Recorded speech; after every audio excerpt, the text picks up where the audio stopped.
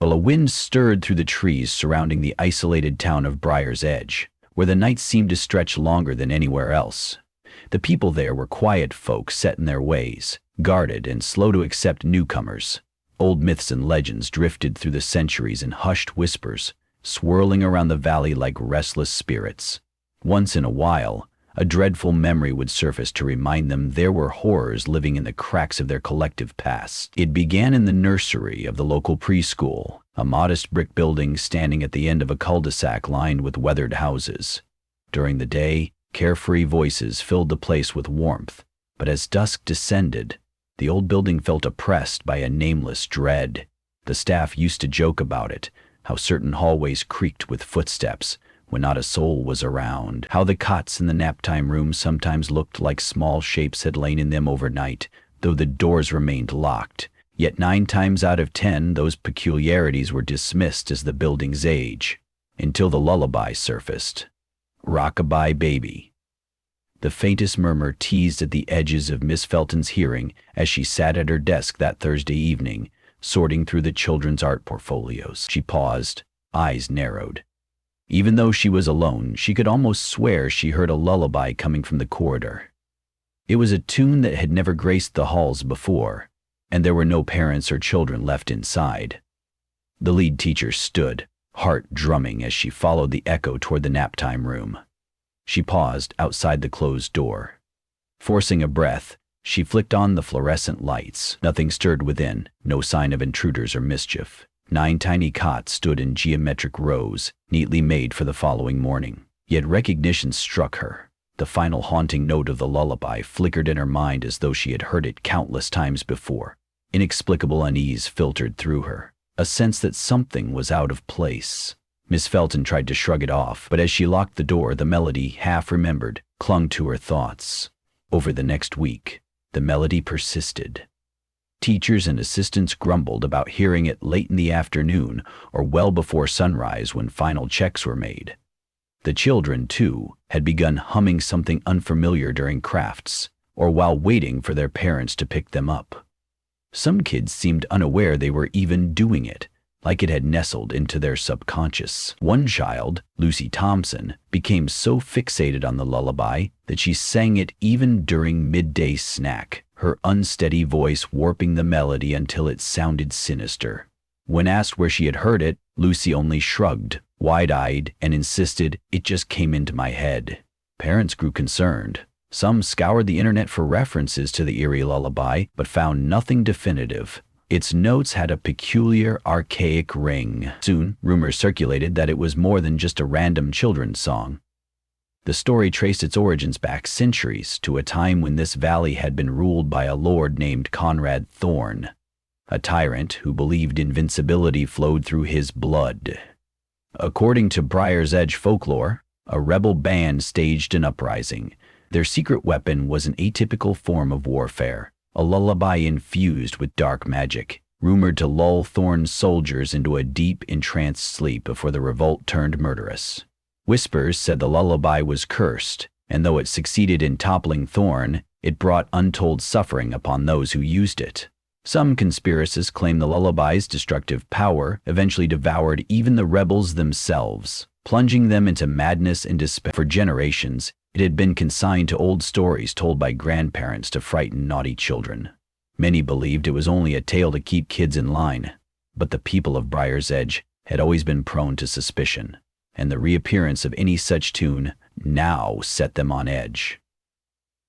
Mark Carter, a local historian and teacher at the high school, caught wind of the rumors and grew curious. He was known around town for persistent digging into local lore, always banking on some new piece of history to captivate his students. When he heard from a fellow teacher about this cursed lullaby, he was skeptical. He visited Ms. Felton, who recounted her experiences in the nursery, including her unshakable feeling that the lullaby possessed undeniable power. Intrigued rather than frightened, Mark volunteered to watch the nursery overnight, partly as a favor, partly out of his desire to see if there was something to the rumors. That Saturday evening found Mark inside the preschool with a camp chair, a thermos of coffee, and a notebook brimming with scribbles about local legends. He watched the corridors from the main office, Wind rattled the windows, and the building settled into its late-night hush. Around 2 a.m., a subtle melody drifted through the vent. The hair on his arms prickled. It wasn't Ms. Felton imagining things. This was real, childlike yet dripping with a foreboding tone.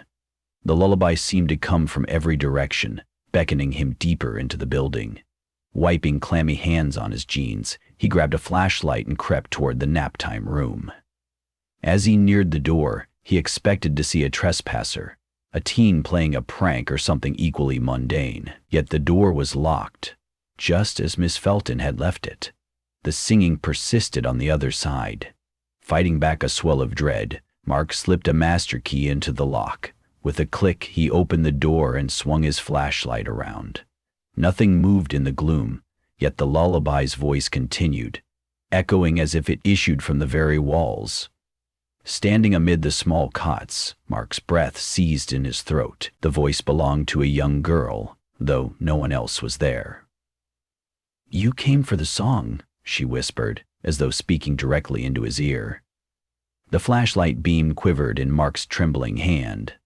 "Let me lull you to rest."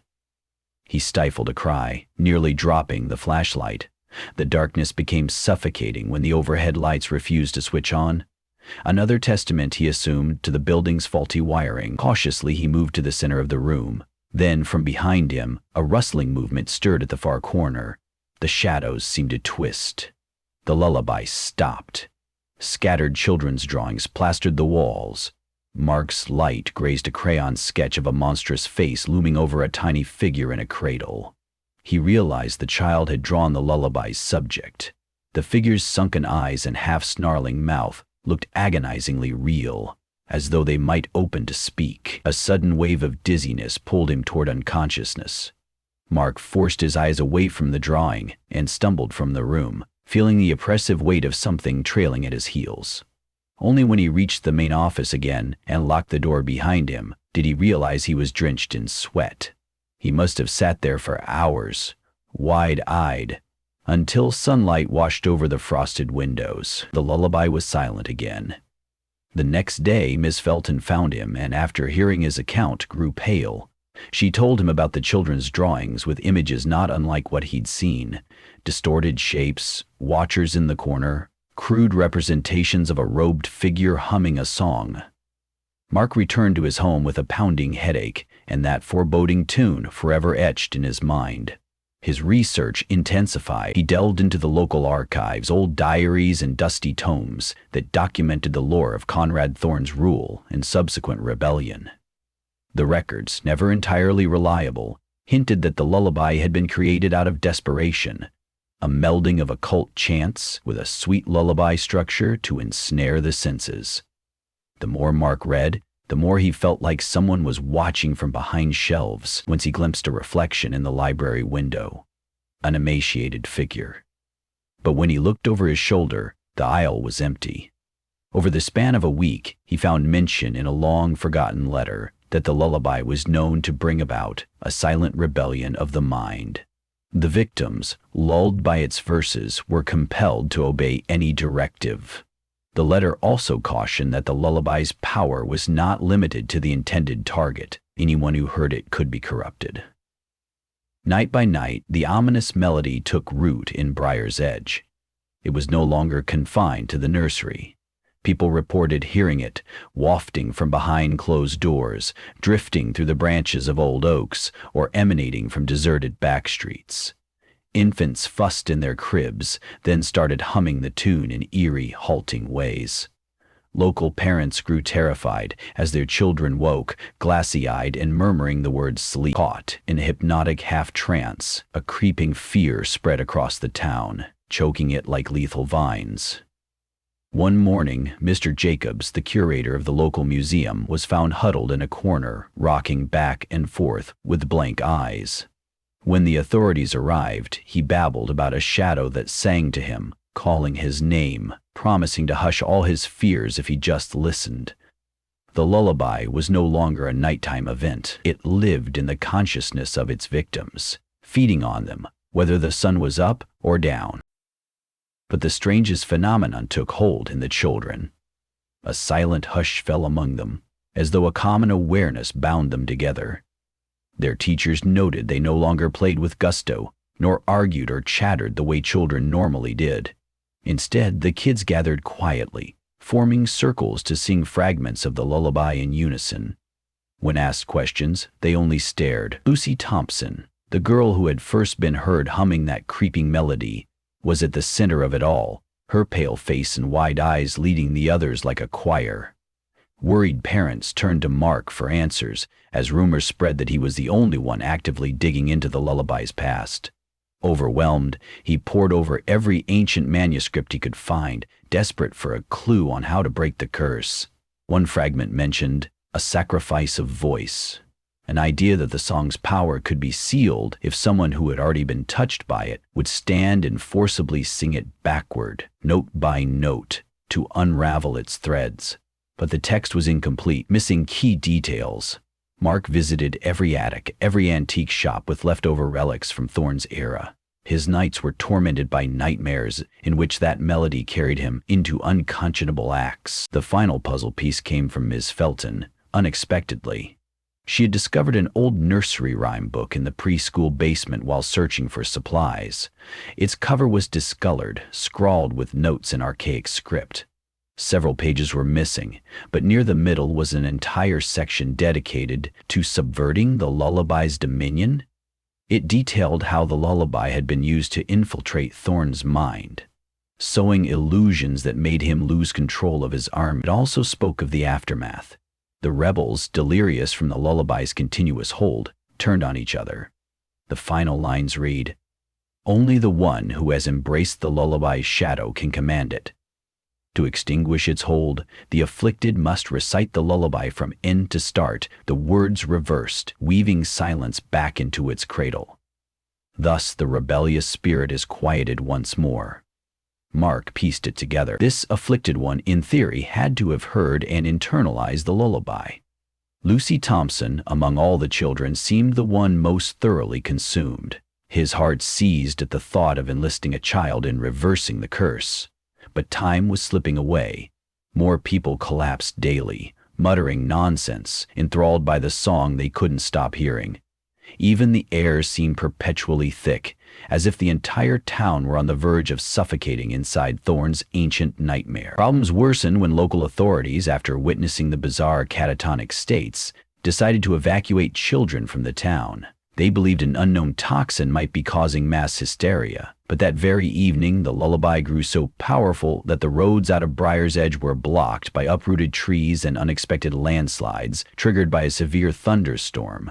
A thunderstorm which might have been natural, or the lullaby's malignant influence, no one could say. Trapped, the townspeople trembled under the relentless melody. Desperate, Mark tracked down Lucy at her home. The child sat on her porch, humming softly, while her exhausted parents slumped inside, fearful of their own daughter. Lucy stared at Mark as he approached, her lips curving into a faraway smile. Wisps of her blonde hair stuck to her face as if charged with static. "You want the lullaby gone?" she said in a tone far too mature for a young girl. Mark knelt so their eyes were even. "Lucy, I believe you are the key. I need your help to reverse it." For a moment, Lucy's pupils dilated, a flicker of her normal self shining through. She swallowed hard, nodding. "I hear it all the time. Sometimes it tells me to do dark things. But I fight it." He steadied her shoulders as thunder rumbled overhead. "We'll go to the nursery together, Lucy, where this all started. You have to sing it in reverse. Can you do that?" She closed her eyes, as if listening to the tune swirl in her head. "Yes," she whispered, though her voice trembled with uncertainty. "I'll try." They raced through rain-slogged streets under looming black clouds. An uneasy hush wrapped the town in stillness. Doors remained bolted, curtains drawn tight. The mass of children who had fallen under the lullaby's spell stood scattered on porches or by windows, their expressions vacant, like porcelain dolls. The monstrous hush swelled with each flash of lightning. The preschool lay at the end of the road, windows dark. The front door screeched on its hinges as Mark escorted Lucy inside, each step echoing on the tile floors. They made their way toward the nap-time room. The corridor smelled of stale air and a faint hint of decay. The entire building seemed on the edge of slumber, a breath away from plunging into some nameless dimension. Lucy hesitated at the threshold. "I'm scared," she admitted. He squeezed her hand. "You're not alone. We'll do this together." Inside, the cots were still lined in neat rows, though somehow dust-coated. The overhead light flickered, flat lines of illumination slicing the darkness. The lullaby drifted in as if on a breeze, slow and somber. A pattern of footfalls resonated nearby, though neither Mark nor Lucy could see anyone else. She took a shaky breath, then began. Her voice emerged, delicate yet resolute, shaping each syllable in reverse. The notes were halting, uncertain. Elle, dib. She paused, confusion contorting her features. Singing backward was an unnatural act. The lullaby, fighting back, rose louder in her mind. But Lucy steadied herself and continued, twisting the tune into an inverted shape. The synergy of each reverse sound wove a discordant tapestry that grazed the ear with discomfort. Still, an undercurrent of courage guided her. Something in the corners of the room rustled. As Lucy's reverse lullaby escalated, shadows contorted along the walls. An inky presence stretched from the darkest recesses of the floor, swirling around them. Mark felt a mounting pressure inside his head, as if something sought to claw its way into his thoughts.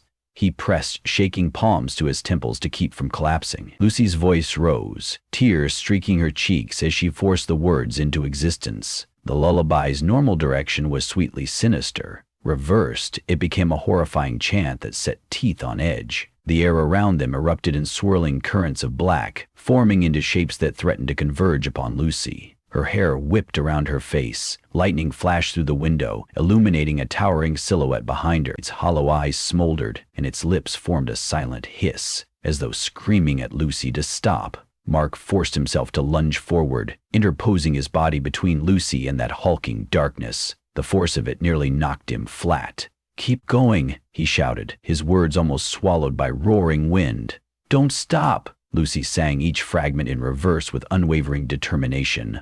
The looming shadow advanced, its bony fingers outstretched. Mark braced himself. The lullaby's final reversed line left Lucy's lips, and the thunder exploded outside. The figure jerked as if struck by lightning. The swirling darkness churned, filling the entire room, saturating it in a black storm. Then, just as swiftly, the energy dispersed in a deafening silence, leaving the overhead light to flicker weakly. A hush fell upon the cots. Mark fell to his knees next to Lucy, who clasped his arm for support. She looked up at him, pale and exhausted. "Did it work?" she whispered. He wiped sweat from his brow, skinning the now still corners.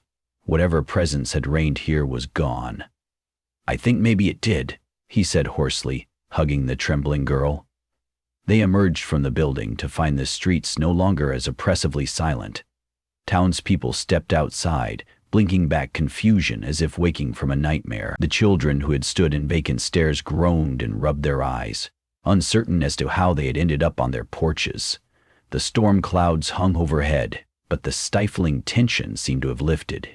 In the distance, the wind rattled the pines with ordinary calm, no longer carrying that malevolent melody. Within hours, reports circulated confirming the lullaby had vanished. Parents found their children playing freely again, their faces bright, although the kids had only hazy recollections of the previous days. Some townsfolk described memories of hearing the lullaby in their dreams, while others claimed they had glimpsed ghostly figures. Their hearts pounded recalling the brief tyranny of that cursed tune. Yet, as the town began its cautious recovery, Mark Carter was plagued by nightmares. Each night he would dream of crouching in the nap-time room, hearing that lullaby echo from some distant corridor, too faint to make out but distinct enough to freeze his spine. He told himself it was just the trauma from recent events. But in these dreams, a small voice whispered his name. Lucy's voice, but blended with something older, deeper. It was a hair's breadth of sound. While the rest of Briar's Edge embraced newfound calm, Mark's mind refused it. Late one evening, Miss Felton knocked on Mark's door. She wore the anxious expression of someone who had found a new secret too ominous to keep to herself. She told Mark that Lucy had left a drawing for him at the preschool. It depicted him in the nap-time room, standing in front of a spindly figure that looked half shadow, half man.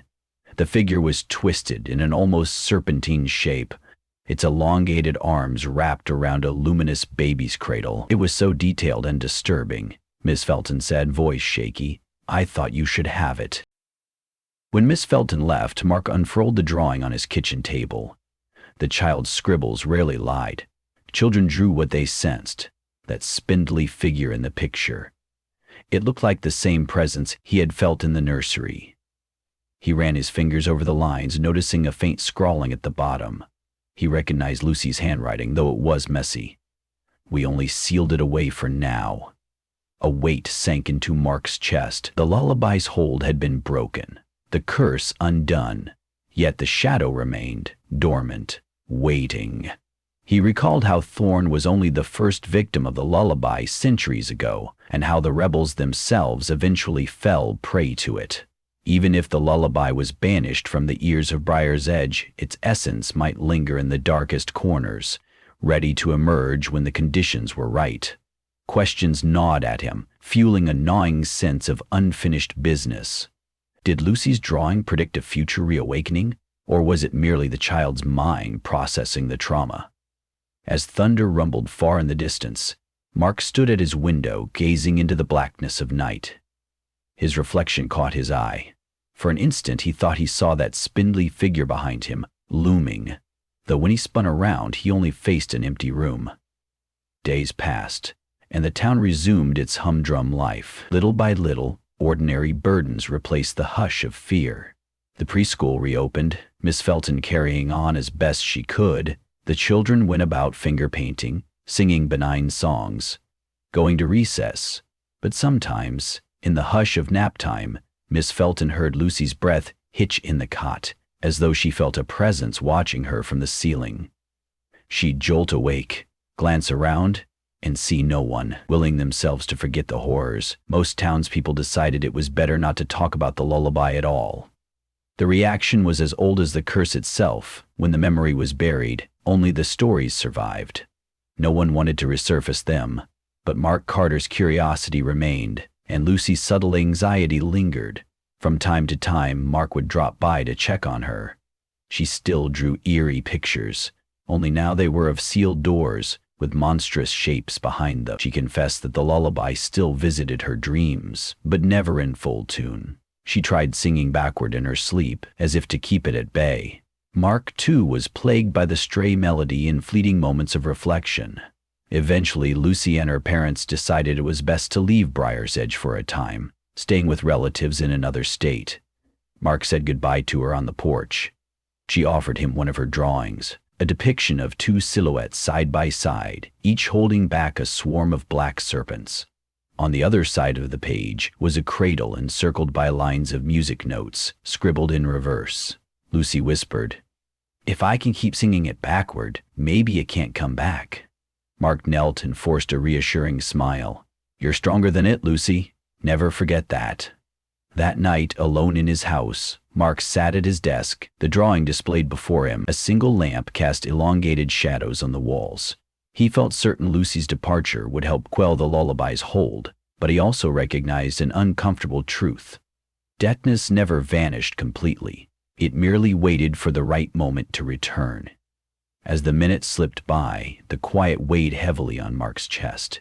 The hush grew so thick he could almost hear the echo of small children chanting in a corridor from long ago. He picked up his pen, determined to write a final account of the lullaby, the events from Conrad Thorne's tyranny to this modern resurgence, along with the method they used to banish it. Perhaps, if documented correctly, future generations would be ready should the lullaby ever return. But partway through writing, he caught himself humming. Startled, he stopped and listened to his own voice. He wasn't humming any lullaby, just a tuneless melody, or so he told himself, even as a tendril of dread reminded him that once the lullaby had found a home in one mind, it could linger. His hand shaking, Mark placed the pen back down. He couldn't be certain if a faint child's voice drifted through the silence, or if it was merely his imagination.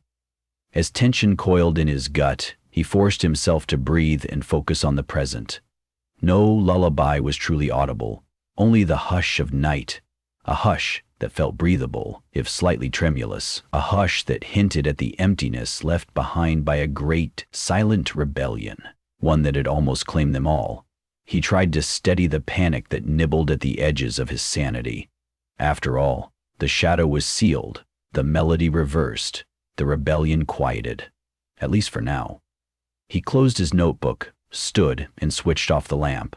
Darkness enveloped the room, punctuated by the glow of moonlight through the window. The wind outside rose, rustling the leaves and whistling a subdued tune. Mark listened carefully, wanting to be sure it was just the wind. It was, for tonight. And in that fragile assurance, he was forced to hold on to the hope that if the cursed lullaby ever returned, those who remembered could subvert it. Until then, Briar's Edge would again pretend ignorance. In the quiet spaces between dusk and dawn, however, the watchers would remain vigilant, ears pricked for notes that didn't belong, as if acknowledging that silence, in its own way, can sometimes be the loudest warning of all.